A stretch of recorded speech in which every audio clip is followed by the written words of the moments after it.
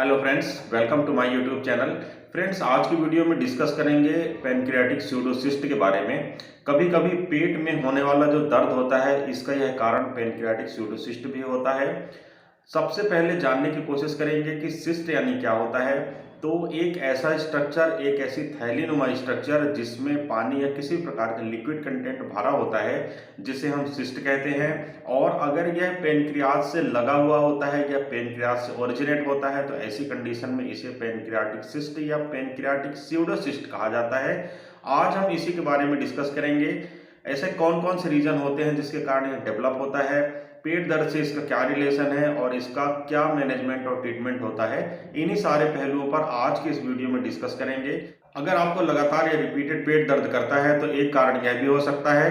अतः आपसे रिक्वेस्ट है कि वीडियो को आप पूरा देखें और अगर इस प्रकार के कोई सिम्टम आपको मैच करते हैं या मिलते हैं तो आप अपने चिकित्सक से जरूर परामर्श करें। फ्रेंड्स, अगर वीडियो पसंद आता है तो प्लीज़ वीडियो को लाइक करें और चैनल को सब्सक्राइब करें। वीडियो को शेयर करना बिल्कुल भी ना भूलें। आइए फ्रेंड्स, वीडियो को शुरू करते हैं।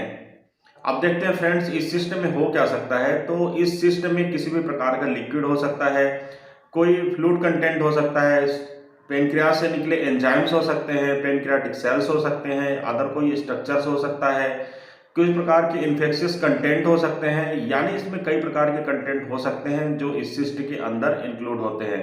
अब चूंकि आप जानते हैं कि पेनक्रियास का जो वर्क होता है वह एमाइलेज और लाइपेज एंजाइम का प्रोडक्शन करना होता है, जिसके कारण आपके द्वारा खाया गया फैट कंटेंट यानी जो चर्बी वाला भोजन होता है वह पच सके। तो स्वाभाविक सी बात है कि अगर आपके सिस्टम में इस प्रकार के कुछ कंटेंट मिले, यानी लाइपेज मिले, एमाइलेज मिले, अदर टाइप के एंजाइम्स मिले। अब कभी कभी फ्रेंड्स यह भी हो सकता है कि इसमें ब्लड हो, ब्लड के कोई कंटेंट हो, या कि केवल पानी भी इस सिस्टम में उपस्थित हो सकता है। अब देखते हैं फ्रेंड्स कि आपकी बॉडी में पेनक्रियास होता कहाँ है। तो आपका जो अमाशय होता है, यानी आप जब भोजन करते हैं, जो भोजन की थैली होती है उसके पीछे एक स्ट्रक्चर होता है, एक ऑर्गन होता है, इसे ही हम पेनक्रियास कहते हैं। इसकी अगर वर्क की बात करें तो जैसा मैंने पहले आपको बताया है, यह कुछ टाइप के एंजाइम्स बनाता है, यह एमाइलेज बनाता है, लाइपेज बनाता है, जिससे आपका फैट डिसॉल्व होता है। और दूसरी चीज़, जो शुगर पेशेंट होते हैं उनके लिए बहुत ही महत्वपूर्ण चीज़ बनाता है और उसे हम इंसुलिन के नाम से जानते हैं। इंसुलिन का प्रोडक्शन किया जाता है पेनक्रियास के द्वारा और शुगर लेवल को बढ़ने नहीं दिया जाता, उसे कंट्रोल करके रखा जाता है। फ्रेंड्स, दो प्रकार के हार्मोन का प्रोडक्शन भी पेनक्रियास के द्वारा किया जाता है, ग्लूकेगॉन और इसके पहले जो मैंने इंसुलिन के बारे में आपसे डिस्कस किया, ये दोनों हार्मोन्स का प्रोडक्शन भी पेनक्रियास के द्वारा किया जाता है। अब ये जो दोनों हार्मोन होते हैं, एक शुगर लेवल को बढ़ाता है और एक शुगर लेवल को घटाता है। यानी इंसुलिन आपके बढ़े हुए शुगर लेवल को कंट्रोल करता है, जबकि अगर आपके शरीर में जब कम शुगर का लेवल होता है तो उसे ग्लूकेगॉन हार्मोन के द्वारा कंट्रोल किया जाता है या रिलीज किया जाता है कह सकते हैं, जिसके द्वारा normal blood sugar level maintain होता है। बात करें मुद्दे के फ्रेंड्स, जो अपना टॉपिक है यानी पेनक्रियाटिक स्यूडोसिस्ट डेवलप कैसे होता है, तो यह पेनक्रियास में होने वाले इन्फेक्शन के फलस्वरूप होता है। कभी कभी ऐसा देखने में आता है कि इन्फेक्शन ना हो कि इन्फ्लामेशन होता है। कोई भी कंडीशन हो, आप जानते हैं जब शरीर में इन्फ्लामेशन कहीं भी डेवलप होता है तो वहाँ पर सूजन आती है। सूजन आने का जो मेन रीज़न रहता है वह यह रहता है कि वहाँ पर वाटर का एक्यूमुलेशन होने लगता है। यह हमारे शरीर का एक प्रोटेक्टिव मैकेनिज्म है, सेल्स का प्रोटेक्टिव मैकेनिज्म है, जिसके कारण इन्फ्लेम्ड जो सेल्स होती हैं वहाँ पर वाटर का फ्लो बढ़ जाता है और वहाँ पर स्वेलिंग डेवलप हो जाती है।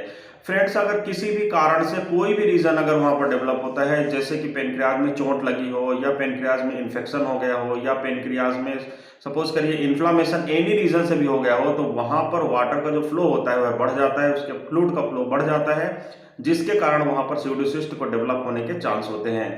पेनक्रियाटाइटिस के मामले में चाहे यह एक्यूट हो, चाहे क्रॉनिक हो या इंटरमीडिएट हो, ऐसी कंडीशन में भी स्यूडोसिस्ट देखे गए हैं। बच्चों के मामले में अगर बच्चों को खेल कूद के दौरान अचानक से तेज चोट लगती है, पेनक्रियाज में इंजरी होने के कारण या किसी के मारपीट के कारण, ट्रॉमेटिक कंडीशन के कारण भी अगर पेनक्रियाज में चोट लगती है, तो ऐसे कंडीशन में भी देखने में आता है कि स्यूडोसिस्ट डेवलप हो जाते हैं। दूसरा यहाँ पर एक और रीजन हो सकता है कि अगर पेनक्रियास का जो ड्रेनिंग चैनल है, यानी पेनक्रियास से जो जो चीज़ का प्रोडक्शन होता है, चाहे वह हार्मोन हो, चाहे वह अन्य प्रकार के कंटेंट हो, किसी प्रकार का डाइजेस्टिव जूस भी हो सकता है, अगर वह ड्रेन प्रॉपरली नहीं हो रहा है, किसी प्रकार की चोट लगने के कारण, इन्फेक्शन होने के कारण, इन्फ्लामेशन होने के कारण या ब्लॉकेज होने के कारण, इवन जो उसकी ट्यूब होती है अगर वहां से वह सिक्रीशन बाहर नहीं निकलता है तो वह फ्लूइड वहीं पर कलेक्ट होते जाएगा। आप ऑब्वियस रीजन है, समझ सकते हैं। और अगर कोई फ्लूइड वहीं पर लगातार कलेक्ट होते जाएगा तो अल्टीमेटली वह एक सैक-नुमा स्ट्रक्चर बना लेगा। इसे ही हम पैनक्रियाटिक स्यूडोसिस्ट के नाम से जानते हैं।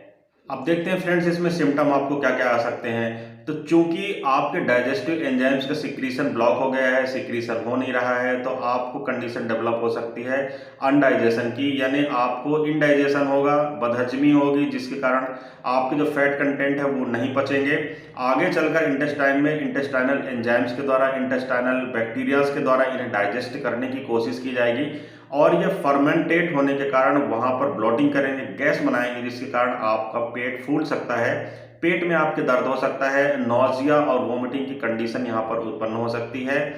आपका खाना नहीं पच रहा है। जब आपका पेट फूला फूला रहेगा तो फिर आपको भूख लगना कम हो जाएगी, यानी अल्टीमेटली लॉस ऑफ एपेटाइट का एक सिम्टम आपको यहाँ पर देखने को मिलेगा। साथ ही अगर यहाँ पर आपके हार्मोनल लेवल इम्बैलेंस हो रहे हैं, यानी कि अगर ग्लूकागॉन और इंसुलिन हार्मोन का फ्लो यहाँ पर या ड्रेनेज यहाँ पर इम्प्रॉपर होता है, उसके चैनल्स अगर ब्लॉक होते हैं, तो आपको डायबिटीज जैसी कंडीशंस का भी सामना करना पड़ सकता है।